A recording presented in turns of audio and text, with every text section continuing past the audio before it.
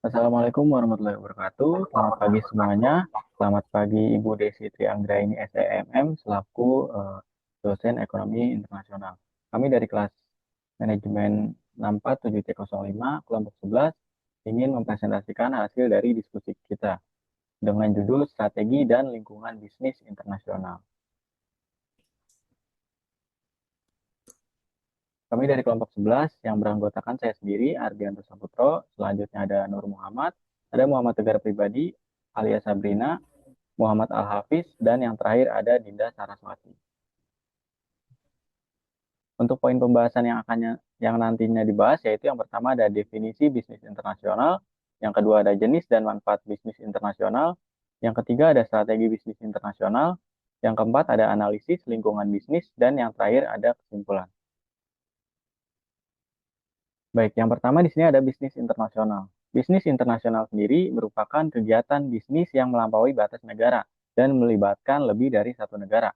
Pasar luar negeri menawarkan jangkauan yang lebih luas dibandingkan hanya pasar domestik, sehingga banyak perusahaan yang telah mapan di dalam negeri mulai melakukan ekspansi ke internasional. Melalui bisnis internasional sendiri, perusahaan dapat meningkatkan keuntungan dan memperluas pasar, serta mempertahankan keberlangsungan usaha dalam jangka panjang. Jadi kalau untuk usaha yang berkembang pesat, itu pastinya akan melakukan ekspansi ke luar negeri atau internasional. Selanjutnya ada pengertian bisnis internasional yang akan dijelaskan oleh rekan saya, yaitu Dinda Saraswati. Baik, di sini ada pengertian bisnis internasional. Bisnis internasional adalah seluruh transaksi komersial yang dilakukan oleh dua negara atau lebih untuk memenuhi kebutuhan individu maupun organisasi. Transaksi tersebut mencakup perdagangan barang dan jasa, kegiatan investasi, serta aktivitas ekonomi lainnya yang dilakukan oleh pihak swasta maupun pemerintah lintas negara. Dengan demikian, bisnis internasional memiliki peran penting dalam perekonomian global.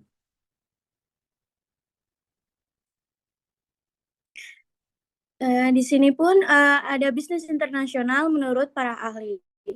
Menurut para ahli dari John D. Daniels 2013, sebuah kesatuan yang terdiri dari segala bentuk transaksi komersial yang dilakukan oleh dua negara atau lebih.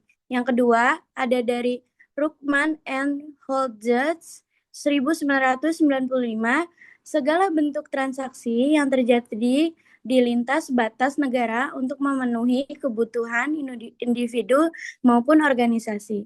Yang ketiga, dari Griffin and Pustay 1996, setiap transaksi bisnis antar pihak yang berasal dari lebih dari satu negara yang merupakan bagian dari bisnis internasional. Selanjutnya akan dibacakan oleh Tegar.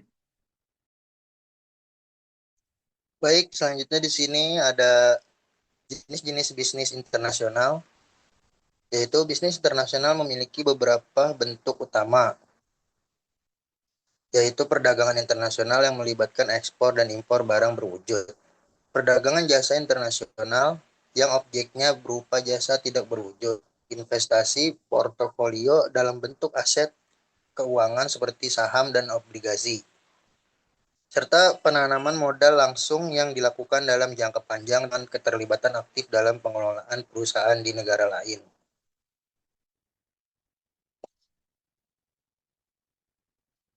Selanjutnya di sini ada pentingnya bisnis internasional bagi perusahaan. Perusahaan yang menjalankan bisnis internasional umumnya memiliki ketahanan yang lebih baik dalam menghadapi kondisi ekonomi yang sulit. Hal ini disebabkan oleh sumber pendanaan dan pendapatan perusahaan yang tidak hanya berasal dari pasar domestik, tetapi juga dari pasar internasional. Diverifikasi pasar tersebut membantu perusahaan mengurangi risiko dan meningkatkan stabilitas usaha. Baik, selanjutnya akan dibacakan oleh Nur Muhammad.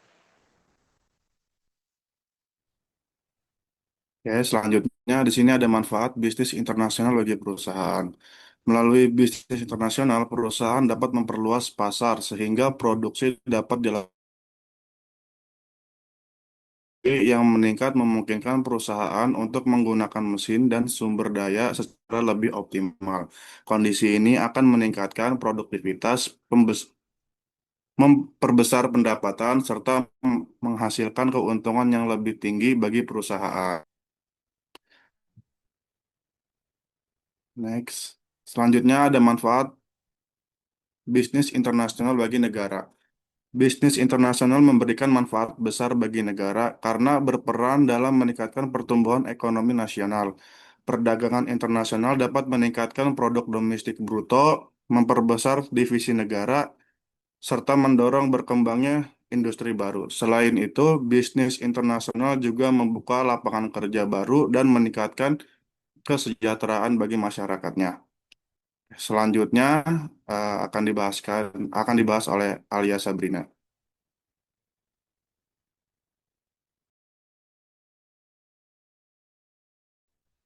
Baik, selanjutnya ada dampak perdagangan internasional.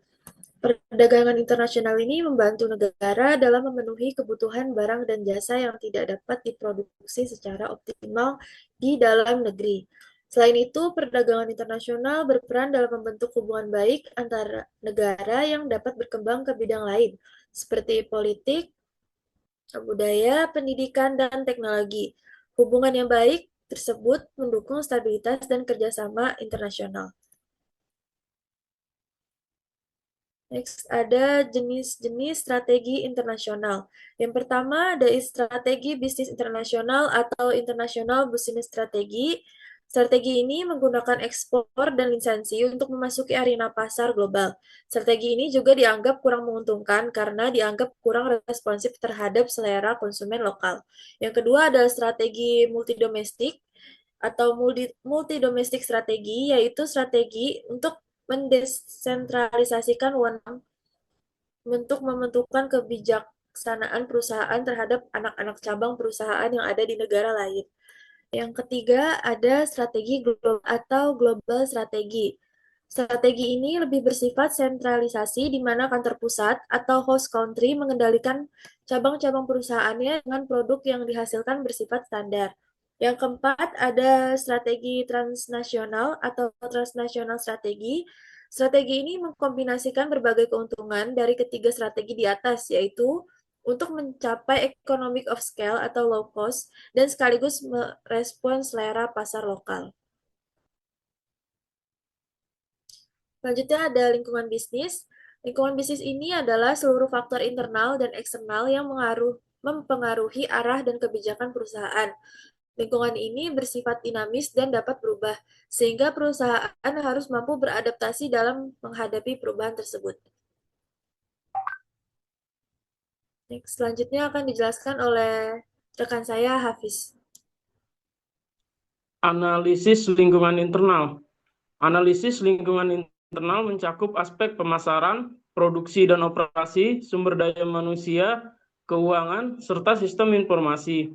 Analisis ini bertujuan untuk mengetahui kemampuan internal perusahaan sehingga strategi yang tepat dapat diterapkan. Berikutnya, analisis lingkungan eksternal.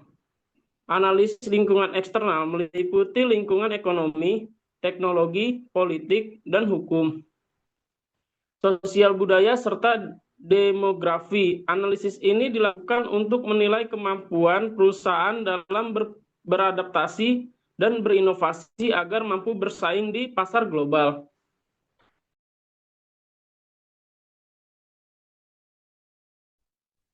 Baik, kesimpulannya adalah bisnis internasional ini merupakan kegiatan bisnis lintas negara yang bertujuan memperluas pasar, meningkatkan keuntungan, dan menjaga keberlanjutan